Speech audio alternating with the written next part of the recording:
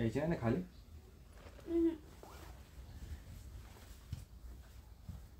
चल माझं पण कर.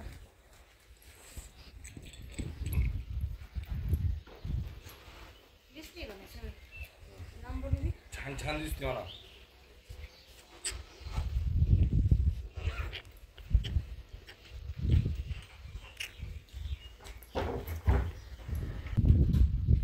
नमस्कार, गुड मॉर्निंग सगळ्यांना. तर आज आम्ही कार्तिकच्या मंथनच्या कार्यक्रमासाठी आज त्याचा पुनर्गौरव समारंभ आहे, तर त्यासाठी निघालो आहोत सगळेजण तयार होऊन.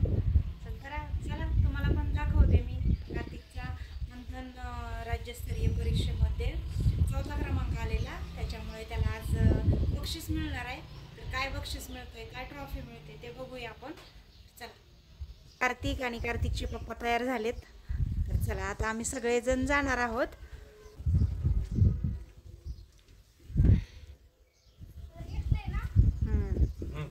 चप्पल वगैरे घातली का?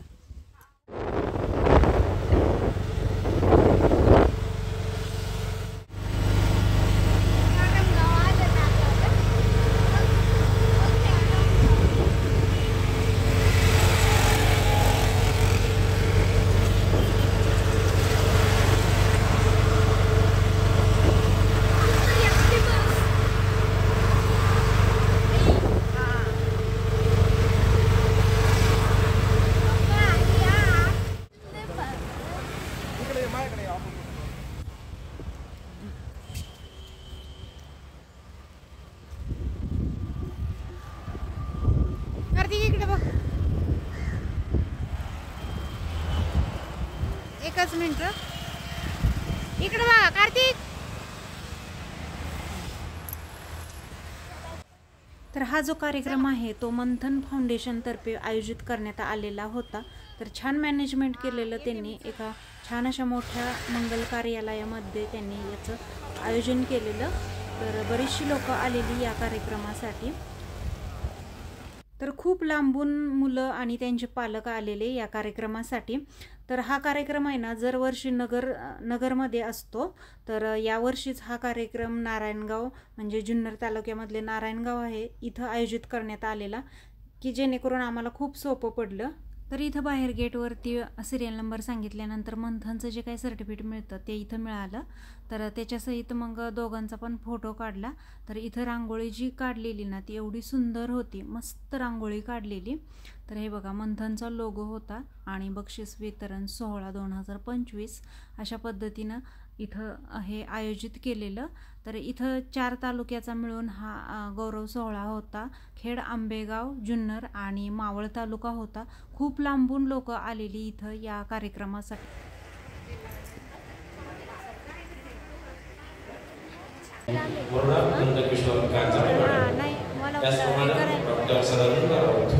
हे देखील या कार्यक्रमाच्या निमित्तानं उपस्थित होणार आहेत. या सर्व मान्यवरांच्या उपस्थितीमध्ये आज हा कार्यक्रम या ठिकाणी संपन्न होतोय. खरं तर खेड, आंबेगाव, जुन्नर आणि मावळ या तालुक्यांमधून सर्व विद्यार्थी पालक. तर कार्यक्रमामध्ये जी जिल्ह्यामध्ये आणि राज्यामध्ये जी मुलं आलेली अशा मुलांना बक्षीस देण्यात आलेलं, एक ट्रॉफी आणि सर्टिफिकेट वगैरे होतं. तर हे असे काही कार्यक्रम झाल्यानंतर मॅडमच्या सहित मुलांनी फोटो काढले, आमच्याबरोबरही मुलांनी फोटो काढले. आणि रुचकर अशा जेवणाचा स्वादसुद्धा. जेवणामध्ये गुलाबजाम, पनीरची भाजी, पुरी होती, पापड होतं, डाळ भात होता आणि आपली जी लसणाची मिरची असते तीही होती. जेवण झाल्यानंतर मुलं थोडीफार खेळली.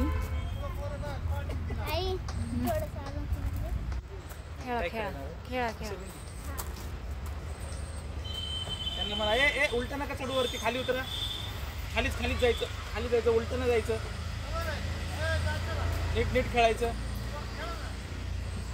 उलट न जायचं, कोणीच उलट जायचं नाही वर. चला पटापट खेळा.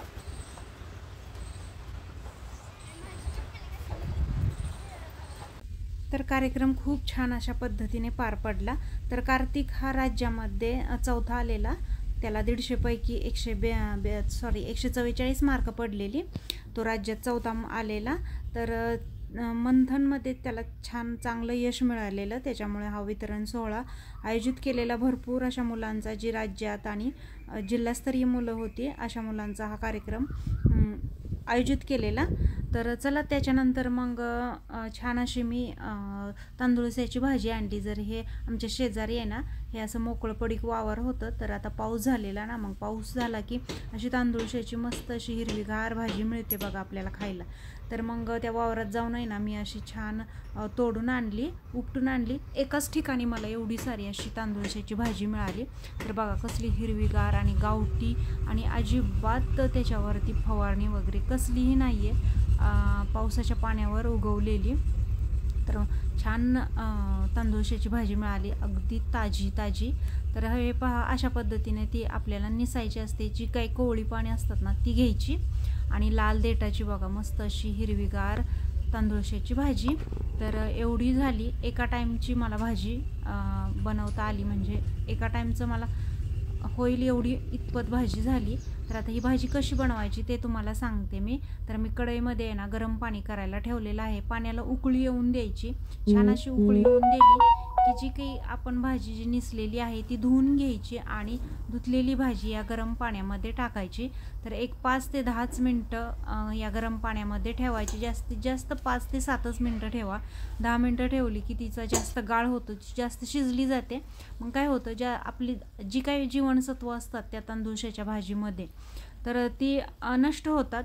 आणि तुम्हाला तर माहितीच आहे, तांदूळस्याची भाजी एवढी शरीराला पोषक असते. याच्यामध्ये हिमोग्लोबिन हे भरभरून असतं, त्यामुळं तांदूळस्याची भाजी ही नक्की खावी. आमच्याकडे याला तांदूळसा म्हणतात, तुमच्याकडे काय म्हणतात, कारण प्रत्येक ठिकाणी याचं नाव वेगवेगळं आहे. तांदूळसा किंवा कोणी तांदळ म्हणतं, अशी वेगवेगळी नावं आहेत. तर भाजी आता छान अशी शिजलेली आहे बघा, आणि मी ती चाळणीमध्ये चाळून घेतली. जे काय पाणी होतं ते मी नाही घेतलं, कारण मला त्या भाजीला काही पाणी ओतायचं नाही, त्याच्यामुळं मग मी ते पाणी नाही घेतलं. खरंच ते पाणी घेतलं पाहिजे. तर त्याच्यानंतर मग लसूण, हिरवी मिरची मी छान अशी खलबत्त्यामध्ये बारीक पेस्ट केलेली आहे बघा. आणि त्याच्यानंतर छान एक कांदा कापून घेतला. मध्यम साईजचाच कांदा घेतलेला आहे. जास्त कांदा वापरायचा नाही आहे, पण कमी पण वापरायचा नाही आहे, मीडियम कांदा वापरायचा. आणि याच्यामध्ये आता ही शिजलेली भाजी मी टाकली आणि छान असं परतून घेतलं बघा. आणि आपोआप पाणी सुटतं. जरी शिजलेली असली भाजी ना, तर आपण ज्यावेळेस मीठ टाकतो तर त्यावेळेस थोडंफार पाणी सुटतं, त्याच्यामुळे जास्त ही भाजी शिजवून द्यायची नाही आहे आपल्याला. आणि मग 1-2 मिनटं मी अशी झाकून ठेवली. मग ही पहा छान अशी मस्त ताजी ताजी तांदूळस्याची भाजी तयार झाली. तर खूप छान होती अशा पद्धतीने ही भाजी. तर आजचा व्हिडिओ तुम्हाला कसा वाटला? व्हिडिओ आवडल्यास नक्की लाईक, शेअर, सबस्क्राईब करायला विसरू नका. धन्यवाद.